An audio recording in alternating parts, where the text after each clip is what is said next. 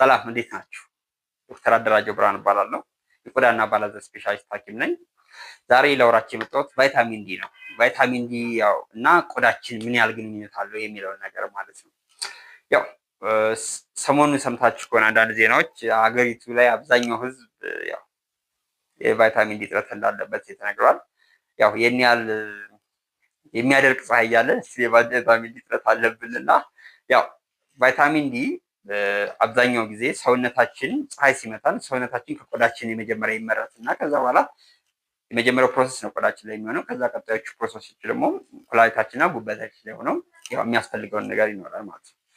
ቫይታሚን ዲ ለብዙ ነገር አስፈላጊ ነው። መጀመሪያ ከቫይረስም ከምንም መከላከያ መንገዳችን ያን የቆዳ እንደ መከላከያነት በትክክል እንዲሰራ አንድ ያግዛል። ሁለተኛ ነገር የራሳቸው የበሽታ የመከላከል አቅማችን እንደዚሁ ይጨምራል። ሶስተኛ ነገር ደግሞ ለፀጉር እድገትም አስፈላጊ ነው ማለት ነው።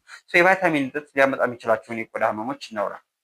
ሶሪያሲስ ያለባቸውን ሰዎች ቫይታሚን ዲ እጥረት ካለባቸው በጣም ያባብሳል። ሶሪያሲስ የቫይታሚን ዲ የሚቀቡ ክሬሞች፣ የሚዋጡ መድኃኒቶች ከምናክምባቸው ሶሪያሲስ ማከም ከምንችልባቸው መድኃኒቶች አንዱ። ለምጽ ከቫይታሚን ዲ እጥረት ጋርም የመገናኘት ነገር ሊኖር ይችላል። የቆዳ ስም ያለባቸው ሰው ደግሞ የቫይታሚን ዲ እጥረት ካለባቸው ያባብሳል። የባክቴሪያ ኢንፌክሽን እንደዚህ የመያዝ እድሉንም ይጨምራል። ብጉርም እንደዚሁ የቫይታሚን ዲ እጥረት ካለብን የመባባስ እድሉ ከፍ ያለ ነው። ተጨማሪ ደግሞ ሮዜሻ የሚባል ህመም አለ። የፊታችን ላይ መቅላት የሚያስከስት ህመም ማለት ነው። እሱም እንደዚሁ ቫይታሚን ዲ እጥረት ካለ የመባባስ እድሉ ከፍ ያለ ነው። ቫይታሚን ዲን እንዴት ማድረግ እንችላለን? እንዴት ማግኘት እንችላለን ነው።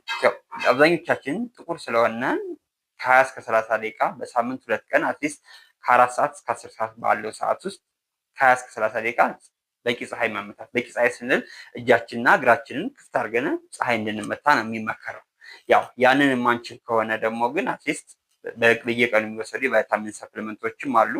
ከ2000 ኢንተርናሽናል ዩኒት ቫይታሚን ዲ እሱ መውሰድ ይቻላል። ወይም ደግሞ የቫይታሚን ዲ ሌቭላችንን ተለክተን እሱ ከ20 ያነሰ በተለይ ከ30 ያነሰ ከሆነ ደግሞ በየሳምንቱ መውሰዳቸው ከፍ ያሉ መጠኖች በሐኪም ይሰጡናል ማለት ነው። ትንሽ ስለ ቫይታሚን ዲ ሄድን ካልን ተጨማሪ ጥያቄዎች ካሉ ኮሜንት ውስጥ ታደርጉልን እንመልሳለን። አመሰግናለሁ።